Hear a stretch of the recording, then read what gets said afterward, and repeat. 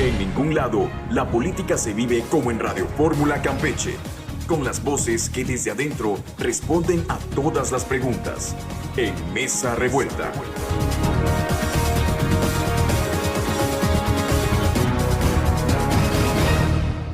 Muy buenos días, gracias por acompañarnos en Mesa Revuelta. Recuerde que este programa se repite a las 5 de la tarde por esta misma estación y que estamos en vivo en NCS Campeche en la plataforma Facebook Live. Voy a presentar a quienes ya se encuentran en la mesa. Alejandro Risueño Rivas, buenos días, bienvenido. Buenos días, Homero, buenos días al auditorio. Ricardo Medina Farfán, buenos días, bienvenido. Hola Homero, ¿qué tal? Muy buenos días y gracias a todos por escucharnos. Bueno, ya un ratito más se va a incorporar otros elementos e integrantes de esta mesa. Bueno, vamos a comenzar con los temas. La reciente aprobación de reformas a la ley de expropiación del Estado de Campeche ha desatado intensos debates por sus disposiciones que facilitan la expropiación de bienes declarados de utilidad pública por el gobierno estatal. La nueva normativa establece que, una vez decretada la utilidad pública, los afectados solo podrán recurrir al amparo sin posibilidades de recursos administrativos y contarán con apenas 5 días para presentar manifestaciones en su defensa. Además, las indemnizaciones calculadas por la Secretaría de Finanzas, según el valor comercial, se pagarían en un plazo de hasta 10 años y los propietarios tendrían que esperar 5 años para reclamar si el bien no se usa para el fin expropiatorio. Legisladores oficialistas liderados por el morenista Carlos Ucán han defendido la reforma en redes sociales, bautizándola como la ley Alito, y asegurando que su objetivo es expropiar bienes ligados al exgobernador de Campeche, no afectar a ciudadanos de colonias o comunidades. Sin embargo, la falta de claridad en los criterios de utilidad pública y los plazos prolongados para la indemnización han generado desconfianza, alimentando críticas sobre posibles abusos de poder y la vulneración de derechos de los propietarios. Damos la bienvenida a Alberto Cutz. Buenos días. Homero, buenos días a todos. Bueno, comenzamos con Ricardo Medina. Pues bueno, ¿qué te puedo decir de esta ley? Creo que esta ley revela y saca a luz el cobre de los integrantes de este partido Morena que gobierna actualmente, porque al final expuso muchas cuestiones que vale la pena comentar. Por principio de cuentas, expone este interés de pasar por encima finalmente de derechos, de no tomar en cuenta a la ciudadanía, porque hay que decirlo, pues hubieron muchos comentarios, muchos posicionamientos en contra, muchas gentes que plantearon que se revisara, que se mejorara, que se enmendaran errores, que se corrigieran, ¿no?, algunos aspectos, y esto simplemente no fue escuchado. En segunda, porque algunos de los que salieron a defender esta ley, como el propio Carlos Ucán, ¿no?, que sale ahí a señalar cosas, ¿no?, el propio presidente del Congreso, Antonio Jiménez, ¿no?, y el propio consejero jurídico, cuando salen, dan argumentos que se caen por su propio peso y que en algunos casos, como en el caso de los diputados, dijeron cosas que revelaron también el desconocimiento de lo que habían aprobado. Tenías ahí a un presidente del Congreso alegando de que no era cierto el hecho de que se hubiera reducido el tiempo para la defensa de las personas que estaban siendo objeto de expropiación, ¿no?, en sus bienes, cuando la ley marcaba que efectivamente quedaba en un plazo corto de 5 días, y también alegaba por ahí de que finalmente no aplicaba este tema de los 10 años, que se había dado un menor tiempo para que el gobierno pudiera pagar las indemnizaciones, cuando no, finalmente, o sea, quedó en 10 años el plazo máximo que puede hacer el gobierno. Entonces, creo que precisamente por eso revela varias cuestiones. Es muy claro que esta ley tiene cuestiones que pudieron haberse mejorado, que pudieron haber sido hechas de una mejor forma pensando en la ciudadanía. Cuando el consejero del gobierno sale y dice que es una ley garantista, que busca establecer derechos en favor de las personas, es absolutamente una mentira, porque ciertamente esta ley no es nueva, también hay que decirlo, no es una ley que se hubiera generado en este momento, es algo que incluso, hay que decirlo, la expropiación está contemplado en el marco jurídico constitucional. El tema aquí es que se quiere presentar como una reforma, una actualización después de, según lo que dicen, 40 años de no haberse tocado esta ley, pero una actualización en beneficio de la gente cuando es absolutamente lo contrario. ¿Y por qué digo que es absolutamente lo contrario? Por principio de cuentas, porque establece plazos de defensa muy cortos, porque no hace eco de lo que la jurisprudencia ha señalado respecto a agotar la última instancia de cuando no encuentro el domicilio de las personas dueñas de los bienes que se van a expropiar, de recurrir al método de notificación a través de periódico oficial.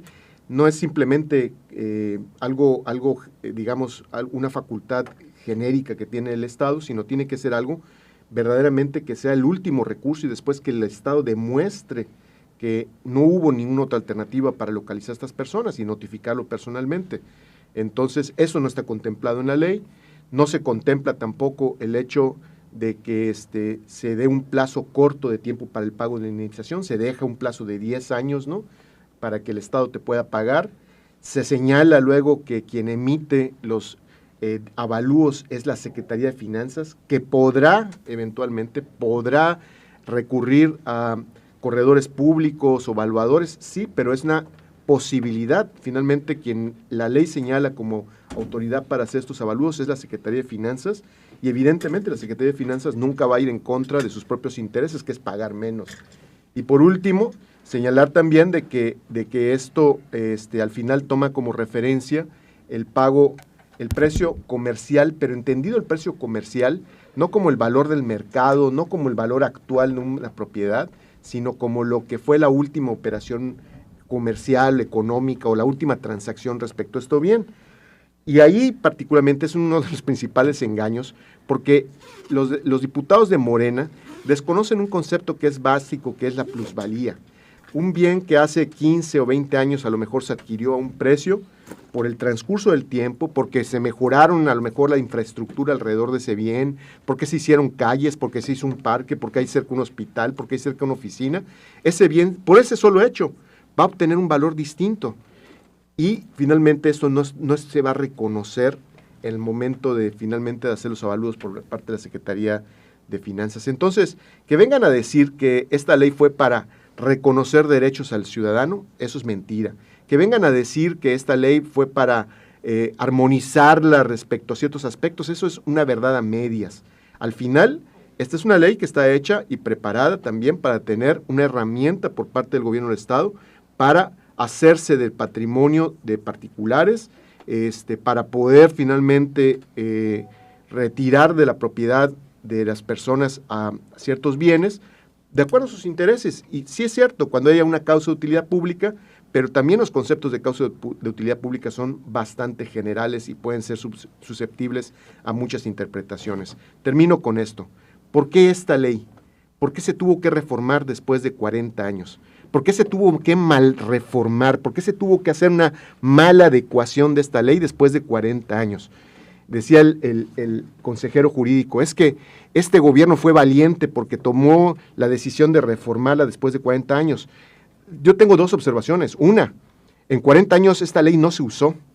Los gobiernos anteriores no usaron esta ley por una razón, no porque no se construyeran hospitales, no porque no se construyeran carreteras, avenidas o infraestructura, es porque los gobiernos no buscaron desposeer finalmente en contra de su voluntad a los propietarios. Siempre hubo posibilidades de establecer acuerdo. La expropiación es el último recurso. Lo primero que se esperaría es que el gobierno negocie, se ponga de acuerdo con la gente y lleguen a un precio justo, razonado, de común acuerdo para que éste se pague. Y eso fue lo que pasó en 40 años, por eso es que no era urgente reformar esta ley.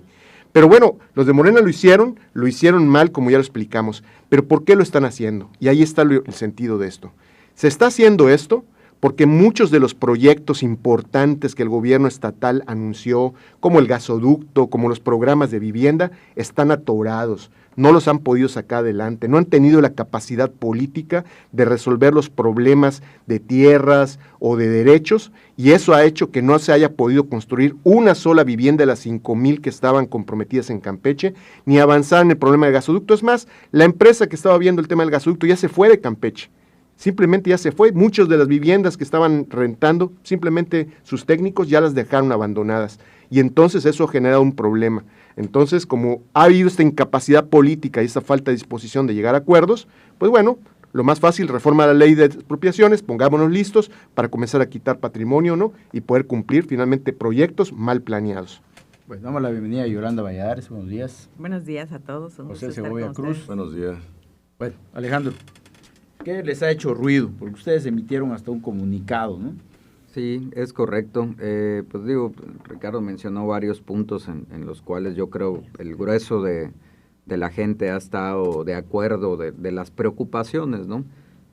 Nosotros comentamos que efectivamente es una ley que no es nueva, fue una iniciativa de reforma, hoy pues ya publicado, ya es una reforma a la ley que ya tenía 40 años y que efectivamente debería de ser pues sujeto a cambios y a reformas. Concuerdo en el tema de la armonización, no es una armonización completa a la ley federal, porque de hecho se consideran algunos puntos en la ley federal en cuanto a plazos y demás más beneficiosos para el ciudadano. Yo creo, porque han salido comentarios igual sobre que la expropiación es una cuestión unilateral, ¿no? Es una decisión del gobierno por el bien común, por la utilidad pública, pero efectivamente no tenemos una certeza en cuál es esa utilidad pública, no podemos saber porque en muchos de los casos pues está quedando la misma autoridad como juez y parte, ¿no? Y es lo que nos causa preocupación. Entonces, en cuanto a los avalúos y en cuanto al pago. En cuanto a avalúos, que como bien mencionó Ricardo, pues es una cuestión en la que el Poder Ejecutivo, quien hace la solicitud del decreto de expropiación para que se dé esta declaratoria inicial de utilidad pública, el Poder Ejecutivo a través de su Secretaría de Gobierno es quien tiene la facultad de decidir en un recurso administrativo si hay declaratoria de utilidad pública o no. También el mismo Poder Ejecutivo a través de la Secretaría de Finanzas es quien tiene la decisión del avalúo, ¿no? No están obligados a contratar a alguien y aún están obligados, pues es bajo un padrón que ellos mismos, entonces tiene varias ahí cuestiones, ¿no? Yo no creo que sea una cuestión de que mañana van a ir a expropiar la casa de cualquier persona. Yo coincido que es un tema muy probablemente, sobre todo por la construcción de casas que no se han podido hacer cuando es una cuestión que desde el gobierno federal se está queriendo hacer y no han podido sacarlo adelante por temas entre agua potable, temas igual de la que falta también tiene que ver con agua, ¿no? Claro, hay un tema ahí importante. Entonces, si había la intención de reformarla, pues debió haber sido buscando mayores garantías y derechos para los ciudadanos, no de esta forma. ¿Qué es lo que pasa y qué es lo que creemos en Coparmex? Que sí hay una armonización, pero con criterios, jurisprudencias de la Corte, pero jurisprudencias y criterios que habían votado expropiaciones. O sea, cuando tú no le das la oportunidad en el caso de las notificaciones, eso es lo que sí siento que hace falta dar a entender, ¿no? Ahorita se maneja el tema de que antes era un decreto de expropiación de manera directa y ahora primero tiene que haber una declaratoria de utilidad pública para posterior pasar al decreto de expropiación. ¿Cómo se entiende jurídicamente esto? En la ley anterior, como estaba anteriormente, uno podía judicializar el asunto, irse a un juzgado y usar como un alegato de defensa el tema de que no estaba una declaratoria de utilidad pública, que no te habían demostrado que hubiera una utilidad pública, y hay un juez que con sus medios, que solicitando peritajes para ambas partes y si no coinciden con un tercero en discordia, te daba la oportunidad a ti como ciudadano de votar esa declaratoria de expropiación, ese decreto de expropiación, porque no había la declaratoria. Hoy te están quitando ese alegato, esa posibilidad de defensa, porque pues van a alegar una de las partes que ya se dio, ¿no? Ya se justificó, dejándote a ti con solo 5 días para iniciar el tema, etcétera, ¿no? En la parte de la notificación es sumamente común que muchos de los casos en cuestiones administrativas, en cuestiones de procesos, pues se hagan o se voten o logre salir el ciudadano afectado a favor. ¿Por qué? Porque hay temas en la notificación, no te das por notificado, no te da el tiempo de poder hacer una respuesta correcta, y hoy, al modificar esto y suena a que, oye, pues te voy a buscar, antes no estaba obligado a notificarte, sí, pero gracias a que antes no estabas obligado a notificarme, yo podía defenderme diciendo que no me notificaste de manera correcta y que no había un debido proceso. Hoy, como ya dentro de la ley está explicado que me tienes que notificar personalmente, pero que si no me encuentras, que está muy ambiguo, cuáles son las causas de que no me encuentres, por una segunda publicación en el Diario Oficial del Estado, que vamos a ser sinceros, yo creo que nadie en esta mesa, ni nadie de los que está escuchando, lee diario el Periódico Oficial del Estado, pues ya te dan por notificado y te quita un segundo alegato de defensa por cuestiones de forma. Esto me recuerda mucho cuando hicieron los cambios en el SAT, de que antes tenían que haber notificaciones personales y ahora se te da por notificado a través de buzón tributario, pues quitaron una manera de defensa. ¿Y cuál era el alegato del gobierno? Pues ahora te voy a contactar mucho más fácil, es de manera electrónica, más rápido te vas a enterar. No, no es cierto, porque nadie entra a diario a revisar su buzón electrónico. Muchas veces quedan los plazos muy, muy reducidos. Entonces, si hay, nosotros lo comentamos como Coparmex, sacamos un comunicado diciendo que si había la intención de que fuera la mejora, de que haya una reforma en busca del bien del ciudadano, pues que cambiaran estos temas de los plazos, de las notificaciones. Realmente, lo comentó igual, estuvo sonando en redes el doctor Víctor Colli, que es un abogado especialista en temas constitucionales, que no está siendo una reforma moderna, que no está siendo una reforma que permita mayores garantías a los ciudadanos, aunque en apariencia pudiera parecer que sí, pero la realidad es que quita medios de defensa y quita las posibilidades de uno defenderse, valga la redundancia, ante un decreto de expropiación y bueno, ante tanta ambigüedad, pues también se da la cuestión de no solo la utilidad pública, sino pues si no me parece, sobre todo con el comentario del diputado Can, pues ya vamos a hacer leyes personales, pues si el exgobernador tiene temas legales, se llevan por las vías legales y quítenle lo que le tengan que quitar de esa manera, pero no creo que sea haciendo leyes a modo y exprofeso para personas, porque eso sí es una cuestión de preocupación muy seria, ¿no? Bueno, vamos a ir a un corte, pero antes decirles que en esta mesa también están invitados representantes de Morena, de Movimiento Ciudadano, del Partido del Trabajo. Está abierta siempre la invitación. ¿No han venido? Bueno, no sabemos por qué. Vamos al corte. Continúa en Mesa Revuelta. Haz contacto con los editorialistas en Twitter, @NCS Noticias, y opina al 981-13-8-1142.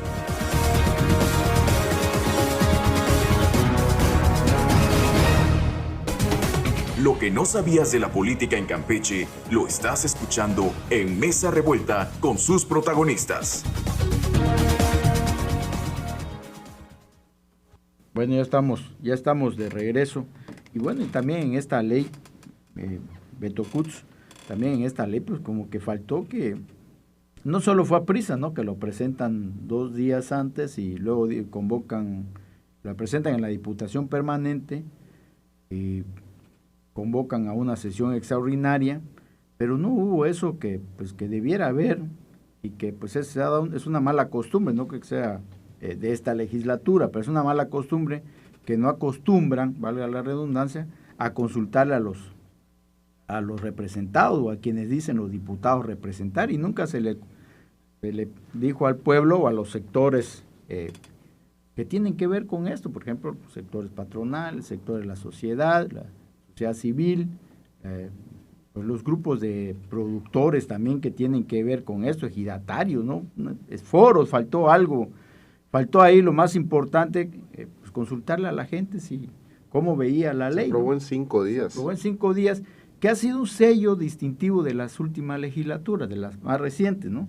Que han reservado, ya les dio por reservar sesiones, por sesiones extraordinarias así, fast track, y que además acallar a los diputados, que los diputados de oposición pues ya parecen corderitos, ¿no? Ya no dicen nada, pues no podemos hablar porque la ley nos los impide, y votan en bloque, y hay otros que no van, los del PAN que no fueron, para justificar que para que no digan que ellos votaron, ¿no? Entonces, una serie ahí de que, pues ya parece, de mi particular punto de vista, que los diputados no nos representan, no representan sus intereses y los intereses de su grupo, pero bueno, la mejor opinión la tienes. Bueno, hablando de esta reforma a la ley de expropiación en Campeche, ya se discutió ampliamente por especialistas, y no voy a repetir lo que ya se dijo, no solo en esta mesa, sino ampliamente, incluso gente que es poco docta en cuestiones jurídicas sabe que esta reforma tiene dedicatoria. O sea, el hecho de que la hayan hecho fast track, que se la sacó de la manga el consejero jurídico de la gobernadora, tiene una dedicatoria, eso está clarito, ¿no? Pero yo quiero precisar otra cosa que estamos dejando de lado. Primero, que esta reforma fue votada por 3 partidos, no solo Morena, porque no le atribuyamos todo el mal a un solo partido. Hay cómplices, y los cómplices tienen nombres y apellidos. Por ejemplo, en el PT, la diputada Ana María López Hernández, ella votó a favor de esta reforma, y entonces los ciudadanos vean quiénes son esos diputados que están votando cosas que no traen beneficio social. Ahí están los diputados del Verde, porque son 2, uno que es chilango, que vive en Mérida, y viene a votar aquí nada más este tipo de leyes, viene 2 horas y ya, cobra sus mensualidades. Es el Partido Verde, Morena y el PT quienes están haciendo estas reformas que no benefician a los ciudadanos. Pero también hay que precisar algo importante. No es exclusivo de Morena, el PT y el Verde este tipo de actitudes o acciones que afectan a los ciudadanos. Y voy a hacer memoria un poquito a los ciudadanos que, por ejemplo, en el municipio de Campeche, la actual alcaldesa contrató a una empresa que apareció de la nada y le otorgó los servicios públicos del ayuntamiento. Por ejemplo, Goverdi, que le hicieron fast track igual. O sea, los de Movimiento Ciudadano son iguales. Y entonces tenemos en la ciudad capital pésimos servicios de alumbrado público, alcantarillado y pavimentación y bacheo. Entonces, no hay gobiernos que trabajen por los ciudadanos. En este momento estamos en una decadencia política, no solo en el país, sino también en Campeche. Pero además, como punto número 2, quiero agregar algo. Felicidades al Consejo Coordinador Empresarial. Demostraron una auténtica complicidad con el gobierno, porque salieron, después de que ya se había publicado esta reforma, no hubo quien alzara la voz. Esto, dijera alguien por allá que tengo aquí presente, y no quiero decir nombre, pero lo que no suena lógico, suena metálico, ¿no? Y lo metálico es el interés. Entonces, me parece que las cámaras deben tomar en cuenta a quienes eligen como sus representantes, que no los representan, porque en este momento debieron alzar la voz. Porque los ciudadanos sí estamos indefensos ante el gobierno, pero las cámaras están organizadas y representan un real poder en la economía de un Estado. Y tienen una voz importante, pero si no la hacen efectiva, lo siento, pero son cómplices. Con las disculpas que sean necesarias, pero son cómplices. Entonces, tenemos cómplices que hicieron esto en perjuicio de los ciudadanos, el PT, el Verde y Morena, y las cámaras. En este caso, el Consejo Coordinador Empresarial. Pero voy aún más. Me parece que a la gobernadora no le están diciendo que todo esto que está ocurriendo con esta ley de expropiación le está pegando en el pie, le está pegando directamente, y le está pegando directamente a quienes van a hacer sus propuestas hacia el 2027, porque en este momento los ciudadanos tienen en la mente de que este gobierno está dedicado a causarles un daño y se lo van a cobrar en el 27. Me parece que sus candidatos, por ejemplo, Liz Hernández, debería meditar esto, porque a ella le va a pegar de frente, si es la candidata de Morena hacia la gobernatura, y lo piense, porque en este momento toda la gente está volteando a ver al otro lado, está volteando a ver a la oposición. Desgraciadamente es una oposición que tampoco es como para confiar. Por ejemplo, están volteando a ver a Eliseo y a Movimiento Ciudadano. Esto debería llamarles la atención, porque sí le está pegando, pero además a la gobernadora le pega directo este asunto. En este momento la gobernadora es el blanco perfecto de todas las críticas sobre esta ley, porque, por ejemplo, ¿qué se dice en las calles, en los cafés, en los oxxos, en el camión, en el urbano, en el taxi? Que así como va a haber una ley de expropiación para quitarle la casa de Lomas del Castillo a Alito, que también le quiten la casa de San Lorenzo a la gobernadora, que fue lo que se robó el gobernador, el negro Sansores, cuando fue el papá de Laida Sansores. Entonces dicen, bueno, que se haga de utilidad pública la playa de San Lorenzo. Eso es lo que están diciendo. O dicen que la Casa Blanca que está aquí en la avenida Gobernadores, en el barrio de Guadalupe, que se convierta en una casa de asilo para gentes de la tercera edad, porque es una casa que está ubicada y que hace falta. Le está pegando a la gobernadora directamente, pero le pega también a gente de su gabinete. Hace un rato comentábamos que, por ejemplo, el coordinador de los asesores de la gobernadora de apellido Castilla es uno de los terratenientes, junto con su familia, que se apoderaron más de la mitad de los terrenos de Campeche. ¿Por qué no se expropian esas para utilidad pública, para escuelas, para calles, para la construcción de viviendas, para donarle a la gente terrenos que ellos se han apoderado? Los Viluches, por ejemplo, se apoderaron de gran parte de lo que ahora es lo Vigildo Gómez. El Mirador, el negro Sansores se apoderó de todo ese cerro. Entonces, ¿no se han dado cuenta el propio Antonio Jiménez que al aprobar esta ley le está pegando directamente al gobierno de Laida Sansores y a todo su gabinete? Yo ahí la dejo. Pues mira, yo siempre he dicho que la gente cuando tiene poder legisla y hace leyes como si jamás lo fuera a perder.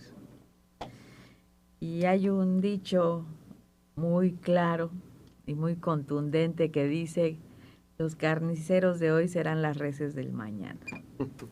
Entonces, esta ley de expropiación abre la puerta no solo para abusar del poder y dejar sin propiedades a los grandes terratenientes de Campeche, de los que ya habló aquí mi amigo Beto Woods, sino también abre la puerta para que en unos sexenios posteriores, y mira que no te cambia ni te exime que vuelva a gobernar el mismo partido. Ve lo que le está pasando a Andrés Manuel ahorita con el Huachicol, ¿no? Que su mentora, su discípula estrella, pues ya está en cacería de brujas con todos los negocios que tenía los amigos de Andrés Manuel en el sexenio pasado. Entonces, por eso yo te digo que esta ley es peligrosa, porque abre la puerta para abusar del poder y porque hoy, más que nunca, los ciudadanos tienen la certeza de que el poder judicial está al servicio del gobierno, no de los ciudadanos. O sea, la justicia se acabó. La única justicia que vale es la justicia que le beneficia al gobierno en turno. Entonces, es peligrosa, pero hasta cierto punto no es tan impopular como uno piensa, porque el ciudadano de a pie que no tiene propiedades, pues no le interesa la ley de expropiación, porque pues ¿qué le van a quitar al que no tiene nada? A los desposeídos. O sea, esa ley no es, causa recelo y suspicacias pues en cierto segmento de la población más ilustrado, y mucha preocupación en el segmento con mayor poder adquisitivo y número de propiedades, ¿sí?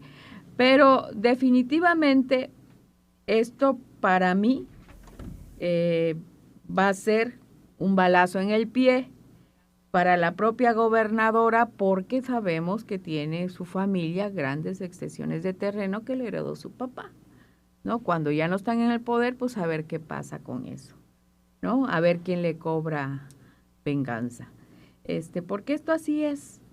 Pero definitivamente ellos saben perfectamente bien que es una ley, desde mi punto de vista, que no le hace honor a la justicia, pero que popularmente, pues ellos están confiados en que no va a tener grandes costos políticos con la gran masa de votantes que son el mercado de votos más fuerte de Morena, que son pues, las clases populares que no tienen propiedades, ¿no? Entonces, no, para ellos, si nos vamos en términos de cálculos políticos, pues para ellos no les representa ningún problema. Pero yo creo que a mediano plazo sí le puede representar un problema a la propia gobernadora. Es lo que yo veo. Pero te digo que legislan como si nunca fueran a perder el poder, como cuando el PRI desapareció el fuero de los diputados. Y ahora, pues, aunque sean diputados, pues andan a salto de matas y están peleados con el poder, o sea, ya no tienen ninguna protección alguna, ¿no? Sobre todo lo que es la oposición. Pero aquí en Campeche no pasa eso. No andan los diputados a salto de mata. Bueno, no, todavía no, todavía no, pero andan sin fuero, pero a salto de mata todavía. No, todavía no, porque pues no han cometido un pecado como por ejemplo el exalcalde Eliseo Fernández Montúfar, ¿no? Que pues ese sí no viene al Estado por precaución, ¿no? Entonces, creo que a la gente rápido se le olvidan las noticias, mañana vendrá otro chisme que mate También tan entretenido que nos tenían con los piratas. José Segovia. Buenos días. Sí es preocupante. Yo creo que, dado todo lo que se ha comentado en esta mesa y como bien se ha mencionado también, las personas con cierto conocimiento del tema han declarado a través de sus redes sociales, por supuesto que es preocupante. Y la gente, como dice Yolanda, sí difiere un poco, que no le interesa. Yo creo que sí le interesa, pero hay que ponerlo en un contexto para que realmente... para ver hay quién que se va a ponerlo en pelear un con contexto quién, en lo que realmente le interesa, o si hubiera sido esto hace un año. ¿Qué problema teníamos hace un año con el tren ligero? Había problemas de casas y terrenos por donde iba a pasar el tren ligero. Y la gente se empezó a inconformar. Y el gobierno intentó empezar a negociar. Hay un problema. Y el gobierno en ese momento pudo haber hecho, con esta ley, ¿sí?, pudo haber configurado un elemento de utilidad pública en ciertos terrenos y en ciertos predios. Entonces, hay que decirle a la gente que si esta ley hubiera estado en aquel momento, el gobierno del Estado tal vez pudo haber declarado utilidad pública y haber expropiado las casas, los terrenos por donde pasaba ciertos tramos del tren ligero en el Estado, en el municipio de Campeche. Y entonces iban a ver una realidad donde iban a tener corto tiempo para notificarles, los 5 días para poder ampararse o llevar la documentación necesaria, y finalmente iban a perder los terrenos o las propiedades. Eso tampoco iba a ser nuevo, ¿no? Porque recordemos cuando hicieron la Colosio, ahí expropiaron y también yo recuerdo de familias que reubicaron, ¿no? Le dijeron, y a algunas les fue muy bien, porque le dieron una mejor casa. Efectivamente, pero no siempre sucede. No fue expropiación, fueron acuerdos con las personas. Y no siempre sucede. Por eso digo, hay que ejemplificar con algo que pasó recientemente como el tren ligero, ¿sí? Para que la gente lo pueda entender el grado y la dimensión que puede llegar a pasar el día de mañana. Porque no solamente es la gente que pueda tener extensiones de tierras, ya sea por hurto, pago de favores o porque han sido parte de gobiernos anteriores. No. La gente también en determinado momento puede sufrir, ¿sí?, un daño colateral por la aprobación de esta ley. Y por demás lamentable, por ejemplo, que el diputado de Morena le haya puesto además un nombre a la ley, ¿sí? Porque da la apertura a lo que acaba de decir Alberto. Pues si le quieren quitar un terreno alito, pues que se lo quiten a los Sansores. Finalmente entonces, hay realmente un poder ahí quien podría tener más terrenos o más casas. Pero creo que desviamos el tema una vez más, porque lo que quieren ellos finalmente es darle a la sociedad, a la ciudadanía, un motivo y un pretexto para hacer cosas. porque han sabido vender, han sabido comunicar y lo han hecho desde la Presidencia de la República en otros temas. En Campeche quieren hacer exactamente lo mismo. Cuando quieren algo para afectar, o que saben que puede tener repercusiones al interior de Morena en acciones políticas o públicas, les buscan y le ponen un nombre, porque saben que mucha gente va en contra de esa situación que han logrado poner ahí, ¿sí? O han logrado decir que si ponen ese pretexto, la gente se las va a comprar a la primera. Y eso no puede estar sucediendo. Yo creo que lo que hay que hacer ahora es seguir denunciando, hombre, seguir declarando, seguir dando nuestras opiniones al respecto. La gente que está afuera lo tiene que entender y yo estoy convencido que sí lo cree. El problema es que hay un descontento generalizado de nuestros gobernantes y de nuestros representantes populares, generalizado. Y cuando pasa esto, creen que no les va a afectar. Y eso no va a suceder. Así que a la gente que vive por la ermita, que es principalmente de los terrenos y casas que estuvieron afectadas en el tren ligero, si esta ley hubiera sido aprobada en aquellos días, muy seguramente hubieran pedido sus casas y sus terrenos. Eso hubiese pasado. Y si hubieran conformado con lo que les hubieran dado, y si no lo hubieran aceptado, iban a tener hasta 10 años para pagarles. Y si en 3 años no lo agarraban, según entiendo dice la ley, si en 3 años no cobrabas, ese dinero se lo quedaba el gobierno, ¿sí? O sea que te ibas a quedar de brazos cruzados, sin hacer absolutamente nada, en completo estado de indefensión ante el gobierno. Eso es lo que se está aprobando. Bueno, eso es lo que se aprobó y finalmente ya está publicado. Entonces, ciudadanos, hay que poner atención a lo que están aprobando nuestros diputados. Hay que poner atención la sabarrazada que están aprobando Morena, el PT, ¿sí? Y el Verde Ecologista en Campeche. Bueno, tenemos un mensaje, dice Jorge Alberto Duarte González. Buen día, excelente comentario por parte de la Coparmex, por medio del señor Alejandro, muy imparcial. Bueno, vamos a un corte y regresamos. Mesa Revuelta regresa con la opinión de sus editorialistas.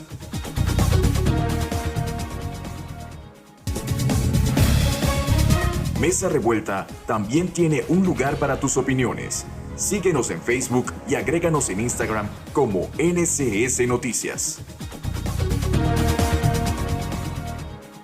Bueno, iba a leer unos mensajes, pero no sé por qué me recuerda a esto como cuando se cayó el sistema.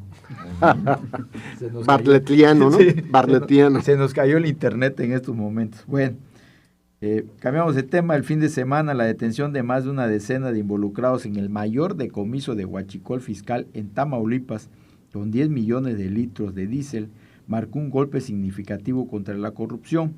Entre los detenidos destaca el vicealmirante Manuel Roberto Farías Laguna, sobrino político del secretario de Marina Rafael Ojeda Durán, junto a empresarios acusados de evadir impuestos al introducir combustible al país.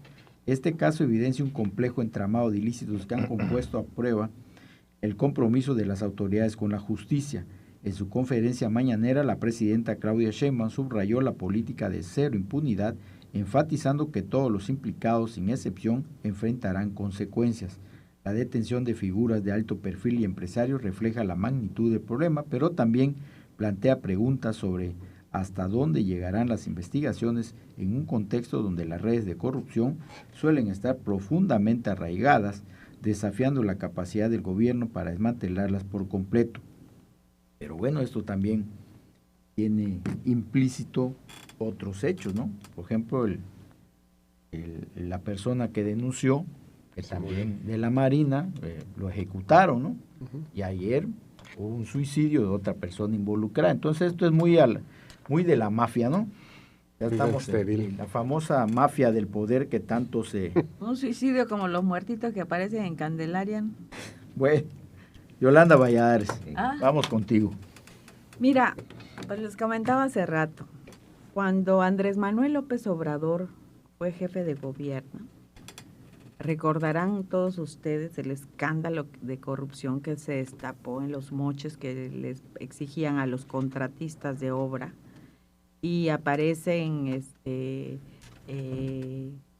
guardando maletas de dinero, y ahí se hizo popular Bejarano, el señor de las ligas, que ahorita es prominente funcionario en la 4T, Imas, que era pareja o esposo de Claudia Sheinbaum, aparece guardando cantidades significativas de dinero.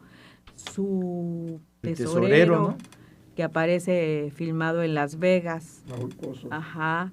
En fin, bueno, eso es, no, ya te estás proyectando con Campeche. ¿Eh? Entonces, y bueno, pues él siempre, Andrés Manuel, presumió de ser honesto y honrado y que iba a acabar con la corrupción, cuando la gente que estaba a su alrededor, pues había sido sorprendida infraganti, embolsándose grandes cantidades de dinero, que nosotros creemos que como él era el jefe, pues era el receptáculo final. Pero pues él fingió demencia siempre y diciendo que no, que nada de eso, que eran ataques, que era, ¿cómo se llama? Lo que siempre dice, los ataques de la derecha, el PRIAN, o sea, no haciéndose a la víctima. Hoy que se va Andrés Manuel López Obrador, que llega al poder prometiendo acabar con la corrupción, hoy resulta que su particular secretario de la presidencia, Alfonso Romo, lavaba dinero de los cárteles de la droga en sus financieras, que su hermano, Adán Augusto, secretario de Gobernación, el segundo de a bordo, es jefe de un cártel criminal denominada La Barredora, que es un ala del cártel Jalisco Nueva Generación, que su secretario de Marina, ¿sí?, los sobrinos del secretario de Marina, eran los responsables de mover el huachicol, de meterlo por las aduanas, ¿sí? Y resulta que él mismo decía cuando estaba en el poder que que los grandes negocios no pasaban en este país sin que no lo supiera el presidente de la República. Entonces ves, por ejemplo, la red del huachicol, más o menos dijo que estaba yo viendo un reportaje por los números de buques que movieron. Nada más por cada buque repartían en sobornos, por cada buque 2 millones de pesos, por millones de litros de combustible que pasamos. El negocio del huachicol en un año es más o menos como 40,000 millones de dólares. O sea, los priistas, los panistas, quedaron como unos, ¿cómo te diré?, pobretones en la corrupción. Se quedaron chicos con la corrupción que se está destapando en este sexenio. A pesar de que ganó la discípula favorita de López Obrador. ¿Qué es lo que está sucediendo en el fondo?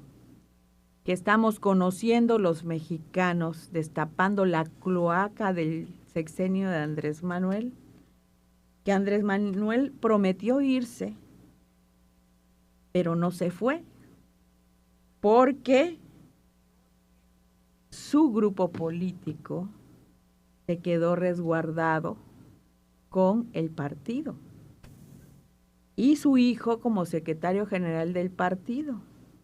Y el jefe del Senado es miembro del grupo político cercano que Adán Augusto, de López Obrador. Y Monreal, pues también es gente que obedece a López Obrador, no a la presidenta. Monreal ahorita está arreglando conflictos familiares, ¿no? Y entonces ahorita hay un problema, hay una lucha feroz intestina entre el grupo de Claudia Sheinbaum y el grupo de Andrés Manuel. Pero esta destapacaños lo aceleró el gobierno de Estados Unidos.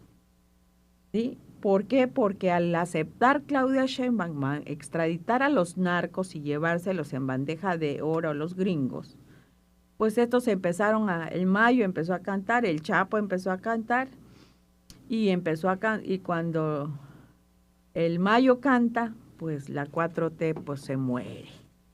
Entonces, ¿qué es lo que estamos viendo? Una lucha intestina, porque Claudia quiere poner a los candidatos de la 4T y el partido está secuestrado por la gente de Andrés Manuel.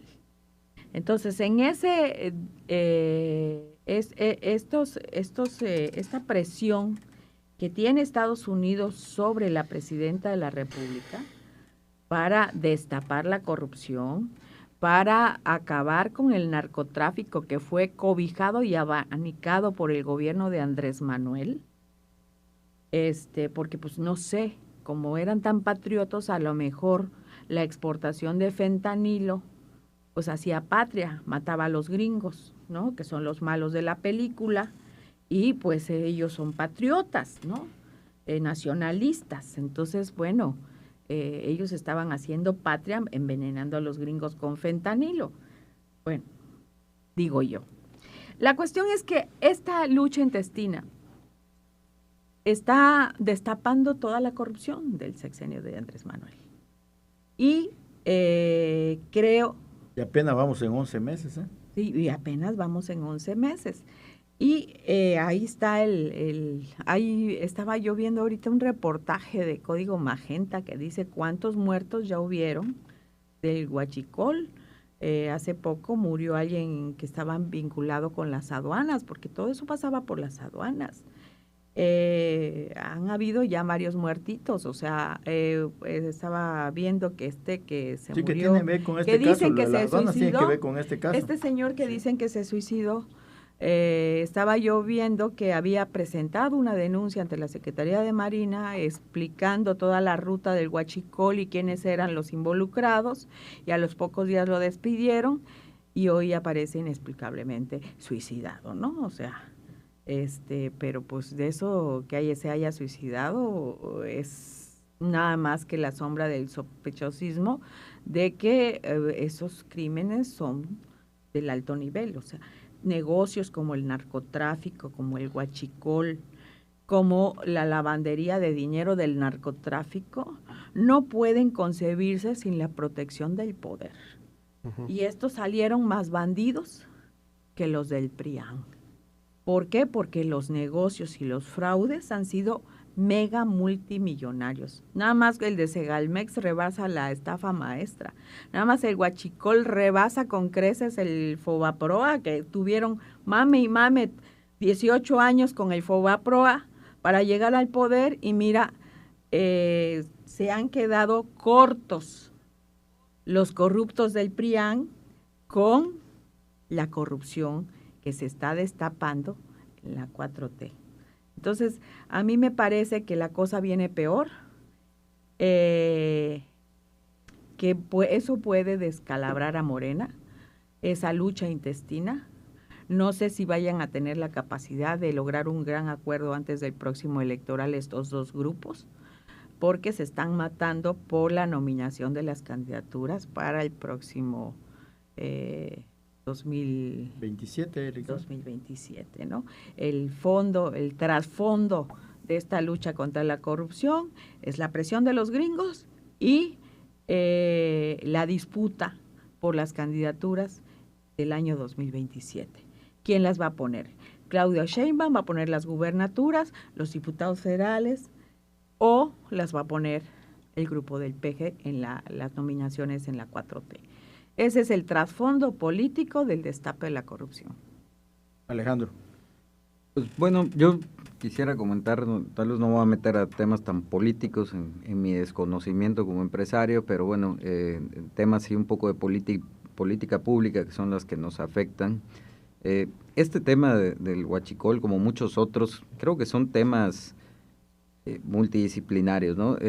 O que tienen que ver con muchas cosas más que solamente la parte política. Y voy a usar un poco de analogía que muchos ciudadanos, incluso partidos políticos, actores políticos, hacen el comentario de Estados Unidos se queja mucho del tráfico de drogas, ¿no? Y siempre decimos sí, pero también allá hay consumidores. Sí, pero bueno, ¿quién es el consumidor del huachicol? Tiene que haber un comprador, un intermediario, y tiene que haber un consumidor final que tal vez lo sepa o no, o posiblemente el comprador de este huachicoleo es un consumidor final. Pero ¿por qué se da? Hoy, o bueno, ayer casi en la madrugada presentaron el paquete económico del 2026, que sigue teniendo déficit, a pesar de que hay un incremento en el IEPS, que es el Impuesto Especial para Productos y Servicios, y que incluye un incremento a las gasolinas también. Entonces, está quedando, no es lo correcto, hay que hacerlo todo lo correcto, pero bueno, si cada vez estás generándole más presión a la gente que quiere hacer de manera correcta todo, que quiere cumplir con sus obligaciones, que las empresas que quieren ser formales y demás, pues si le metes más presión, empiezan a buscar formas y una de esas es, pues a veces me completo tal vez con huachicol, ¿no? Pudiera ser, no sé si como intermediario, vamos a llamarlo así, gasolinera, o si como consumidor final. Entonces, creo que es una muestra más de que hay muchas cosas que resolver, y esto es un síntoma de las enfermedades que tenemos. Además, no solo estamos en esa parte del incremento en el IEPS que está afectando y que, bueno, afecta a otros servicios y sectores. No está habiendo un resultado real de las políticas de beneficencia pública, vamos a llamarlo así, de las políticas sociales, porque no hay un fin, no da el dinero, empiezas a tener que hacer estos aumentos. No sé si por negocio o no negocio, pero al final de cuentas yo no me voy a meter en la parte de los políticos, sino en la de los consumidores. Tienes la necesidad, consumes algo que te dan más barato. ¿Por qué? Porque no les costó casi nada, ¿no? Y un punto con el que hemos insistido mucho desde la parte de los empresarios organizados, el gobierno no está para hacer empresa. Este tema de Pemex y de la soberanía de Pemex y demás está más que demostrado y se vio desde López Portillo y se ha vuelto a ver ahorita que no funciona. ¿Por qué rechazamos las participaciones público-privadas que en casos como Noruega han demostrado que es lo mejor? ¿Tienes todavía un beneficio? Sí, pero hay una empresa que está ayudando a manejar esto. ¿Por qué?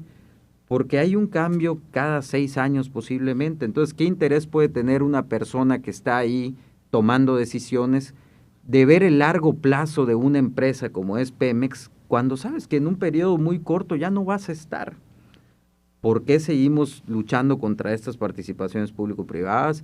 ¿Qué tenemos que hacer? Se bajan los recursos para educación, se bajan los recursos para salud. La gente tiene cada vez más necesidad de dinero, pues que me salga más barata la gasolina, consumo este tipo de gasolinas, y uno lo dice como empresario, cuando tienes un poco de conciencia y de moral, de repente se te accidenta un empleado, trabajando o no trabajando, llega a un hospital de seguridad pública y no lo atienden. Y en México, si te enfermas o te accidentas un viernes por la noche, te mueres porque no hay especialistas. Entonces tiene que venir la empresa a apoyar a las personas, a mandarlo a un servicio privado con tal vez me lo devuelvo, tal vez no. Entonces son muchas cosas que al final esto para mí simplemente es un síntoma más de la enfermedad que tenemos, que es muchos lados que nos están afectando. Dentro de ellos, pues la parte educativa y de moral, que pues, si está mal no lo deberíamos de hacer, ¿no? Bueno, vamos a unos mensajes antes que se me caiga el internet. Dice Martín Amables Carrillo, buen día, Mesa, esta ley así como se ve venir, hasta los ejidatarios les puede afectar. Hoy no tienen tribunales en la entidad y aparte de los periodos, la falta de recursos los deja en total indefensión. Saludos, Tere Canul, doña Tere Canul dice, estos señores, ¿cómo se preocupan por Alito, el niño de Botox? Dice, antes de emitir opiniones, dice, ¿qué tal si leemos completita la ley? Manuel Valentín Paz Cabrera, saludos a todos los panelistas. Definitivamente cada quien ve y toma un pedacito que menos le pega para sacar como siempre la raja política. Cuando lo esencial sería que por fin se está haciendo lo que se debe ante la corrupción expuesta como ciudadano. Estoy más que feliz y de acuerdo que en lo referente a este tema no se cubran, aunque sean personas del mismo partido o, como es el caso de la Marina, a veces los policías creen que sus apreciaciones y comentarios serían lo mismo. Los políticos, creen que sus apreciaciones y comentarios serían lo mismo que la mayoría de la población tiene para con sus gobernantes. Y eso no quiere decir que todo está bien. Bueno, vamos al corte y regresamos. Los radioescuchas de NCS tienen su lugar apartado en Mesa Revuelta. Sigue escuchando Radio Fórmula en www.ncscampeche.com. ¿Qué onda, Campeche? Didi llegó a la ciudad para que ganes más. ¿Cuánto más? Desde 20 pesos por kilómetros garantizadísimos en la primera semana conduciendo. Y lo mejor, retiros de tus ganancias ilimitados. No te la pienses. Descarga y regístrate en la app de Didi Conductor y empieza a ganar manejando. Consulta términos y condiciones en la app. En la Cámara de Diputados trabajamos para consolidar un país más justo y equitativo. Con la nueva Ley de Telecomunicaciones y Radiodifusión se garantiza el acceso universal a Internet para todas y todos. Con este avance se cierran brechas digitales, se atiende a las zonas rurales, comunidades indígenas, afromexicanas y otros grupos que históricamente han sido olvidados y marginados. Y se protege la soberanía nacional, limitando la propaganda extranjera. Cámara de Diputados, 66ª Legislatura, Soberanía y Justicia Social. Impulsa tu negocio y anúnciate con nosotros. Te ofrecemos diferentes espacios para publicitarte y llegar a más personas. Contáctanos al 981-81-69207 y pregunta por nuestras tarifas y la promoción del mes. Radio Fórmula 97.3, una estación de NCS. Llegamos a Campeche. Conoce Didi, la app líder en movilidad para que vayas como tú quieras y a donde quieras. Además, tu primer viaje va con hasta 99% de descuento. ¿Oíste bien? 99% de descuento. O sea que casi es gratis. Descarga la app de Didi. Consulta términos y condiciones en la app. Lo que no sabías de la política en Campeche, lo estás escuchando en Mesa Revuelta con sus protagonistas. Bueno, ya estamos de regreso. Ya para irnos. Para irnos, me parece que el asunto del huachicol en este momento, todos estos decomisos que son por millones de litros de... Sí, pues ya no son lanchitas, ¿no? Ya son millones. Ya son bidones, no, ya no son bidones. Son buquetanques. Son buquetanques sí, que entran al país de manera irregular. Es un negocio fenomenal, pero además, recordemos que López Obrador, en su estrategia y para este asunto del control del país, él puso las aduanas. El control de las aduanas la tiene el gobierno. Entonces, obviamente era una estrategia para tener el control de los ingresos y las salidas de cosas no lícitas. Y se está demostrando en este momento que el asunto era una estrategia muy bien instrumentada para el tráfico ilícito de este combustible. Pero además se cae el argumento de López Obrador, en aquel entonces el presidente, que decía que estaba combatiendo el huachicol, y no era cierto, al contrario, lo estaba fomentando. Pero además, lamentablemente, pues involucró a las instituciones militares en este asunto del gobierno, gobernó con militares. Entonces, esos eran sus socios. ¿Quiénes estaban a cargo de las aduanas? Los militares. ¿Quiénes sabían de todo este movimiento delincuencial en cuanto al tráfico de combustibles? De modo hay que decirlo, las Fuerzas Armadas. Todas las grandes obras del país las hizo las Fuerzas Armadas. Entonces, con huachicol. Claro, obviamente la construcción del Tren Maya, por ejemplo, requirió de mucho combustible que venía del huachicol. Entonces, lamentablemente, en este momento se demuestra que no solo de México hay este asunto de la delincuencia, es un entramado gigantesco que está entre Estados Unidos y México, porque de ahí nos mandan combustible más barato, contrabandeado, que lo vienen a vender aquí a bajo precio, que no causa impuesto, porque es un combustible robado. Y yo lo que creo es, finalizando este asunto de lo que está pasando, yo creo que Claudia Sheinbaum, a partir de su informe de gobierno, de su primer informe, está tomando el control del país. Y yo creo que en este control van a haber una barrida de gente que está muy cercana a López Obrador, y ella va a tomar el control del país. Creemos que puede ser una estrategia también para cumplirle a Estados Unidos las peticiones de combatir entre la delincuencia organizada que agrupa extorsión, tráfico de drogas y el tráfico de combustible. Bueno, y ahí también queda el sospechosismo de que, como dicen, ¿no?, de que si no esta distracción de tener a las Fuerzas Armadas en las grandes obras, era para dejar pasar todo, ¿no?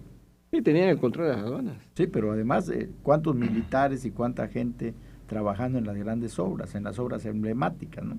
Distrayendo, pues, como están metidos ya en el combate al crimen organizado, porque pues no se retiró tampoco como se dijo, ¿no?, que se retiren a sus cuarteles, pues dices, todo este número de militares ya en las obras, pues también ya te da, con lo que está surgiendo ahorita, ya te da que pensar. Pepe Cebolla. No, es perverso el tema de involucrar al ejército, a la marina, sobre todo que el grado de corrupción fue tan grande que fueron parte de esta corrupción que orquestaba realmente Andrés Manuel, porque fue en el gobierno de Andrés Manuel. Cuando hablamos de Huachicol, mucha gente seguramente, así como un servidor, te imaginas aquella imagen en el campo, un ducto de Pemex y la gente con cubetas sacando. Bueno, eso ya no hay prácticamente. Andrés Manuel perfeccionó el huachicol y lo convirtió en huachicol fiscal, eso que acaban de decir, que traen combustible de otra parte de Estados Unidos.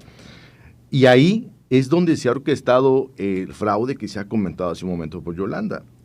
El tema aquí es que se ha perfeccionado la corrupción, le ha pegado a la Marina, al Ejército, porque realmente ha sido los que han sido parte de esta asociación delictuosa que tiene que ver con Huachicol. Y el problema no es una corrupción más.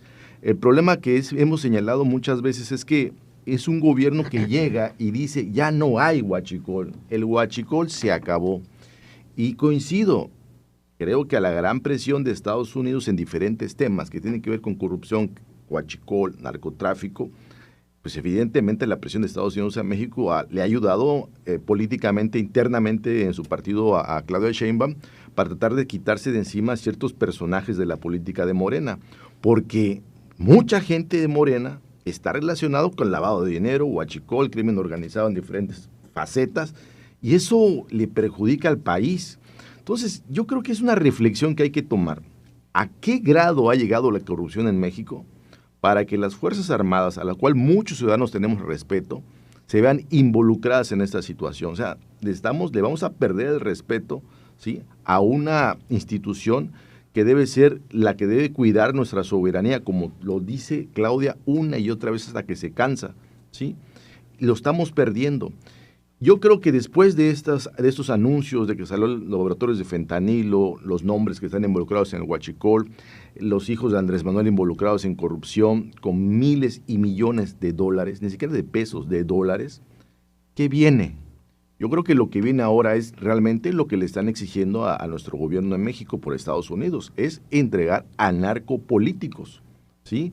Ya va escalando, ya tuvieron a sus narcotraficantes, ya tuvieron a miembros de la Marina metidos en el tema.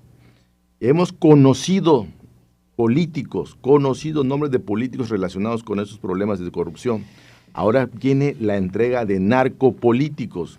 Yo creo que esa es la definición que está tomando Claudia Sheinbaum, porque yo creo que la presidenta debe tener la información de primera mano de cómo está la situación interna del país en cuanto a políticos, que seguramente muchos de ellos son de Morena. Yo no dudo que haya de otros partidos, porque no es un problema de ahora, pero sin duda se reencrudeció con la entrada de Morena al gobierno. Entonces, vienen, yo creo que en las próximas semanas o meses, problemas con narcopolíticos que tienen que salir los nombres, y seguramente la presidenta está por decidir qué acción política va a hacer para tratar de quedar bien con la presión que tiene en Estados Unidos, y ya, dicho sea de paso, ayudarse a echarse una manita para quitarse aquella presión política al interior de Morena, porque la asociación al 27 y en el 30, para poder gobernar como ella quisiera, pues necesita poner legisladores que realmente lo obedezcan. Yo aquí haría una puntualización. ¿Hasta qué punto quiere Claudia Sheinbaum limpiar la corrupción de su antecesor? ¿Hasta qué punto? Porque ella misma ayer exoneró al secretario de Marina diciendo que el secretario de Marina había puesto una investigación, una solicitud de investigación a la Fiscalía hace 2 años, ¿no? Sí. ¿Hasta qué punto quiere? o solo Claudia Sheinbaum también está Gertz haciendo Manero lo propio sí, para que mantenerlos a raya y obtener de ellos lo que ella quiere, que es el control político del electoral del próximo proceso. No sé, o sea, no, eso no está muy definido. Creo que todo lo que ha hecho se debe, ya te dije, a dos cosas, no solo a la presión de Estados Unidos, sino a la necesidad que ella tiene de mantener el control político de su partido, que no lo tiene. Bueno, y ya con esto que estamos viendo, primero fueron los vagones del tren cargado de huachicol, ahora los buques, pues ya estamos viendo que sí se acabó con el huachicol, pero el de las cubetas, perfección, ¿no? De las cubetas y que llenaban los tanques de las camionetas, que se vio en Hidalgo que hubo un incendio, una explosión. Ricardo. Pues qué chistoso, ¿no? Que quienes dijeron que iban a acabar con el huachicol, simplemente lo ampliaron, lo volvieron una industria totalmente. Qué chistoso que quienes dijeron que iban a acabar con la corrupción, llevaron la corrupción hasta el último nivel, involucrando al ejército, a la marina, a instituciones que antes, bueno, finalmente son fundamentales, estratégicas para nuestro país y que antes de una otra manera se habían estado un poco al margen. Hoy, hasta el más tonto está involucrado en grandes negocios multimillonarios, ¿no? Por parte de estos corruptos de Morena. Qué chistoso que finalmente quienes dijeron que iban a hacer frente al crimen organizado y enfrentarlos y acabarlos y pacificar el país, simplemente dieron rienda suelta al control del crimen organizado, político, territorial, en cada una de las esquinas de nuestro país. Entonces, yo creo que esto ha dejado muy claro algo. Cada día que pasa, cada día que avanza y cada día que pasa, se cae la imagen de López Obrador y queda más en evidencia su grado de corrupción, su grado de esa persona que finalmente llegó para avasallar, para controlar con dinero mal habido, con poder político en los destinos de México. Y yo no lo dudaría, está el reloj finalmente avanzando y pronto finalmente seguramente habrán más pruebas y evidencias que revelen su responsabilidad directa en muchos de estos hechos graves, gravísimos que estamos viviendo en nuestro país y que finalmente implicarán que tenga que asumir también su responsabilidad frente a ellos. Bueno, ya nos vamos, agradecemos, perdón, Alejandro Risueño, que ha estado con nosotros, Alberto Kutz, Yolanda Valladares, José Segovia, Ricardo Medina, muchas gracias. Pero sobre todo usted que nos vio y nos escuchó. Nos vemos el próximo martes. Porque hoy más que nunca se necesita tener un lugar para que los polos opuestos se encuentren y enriquezcan la democracia. El próximo martes, los invitados de Mesa Revuelta regresarán a Radio Fórmula Campeche, el lugar de la información.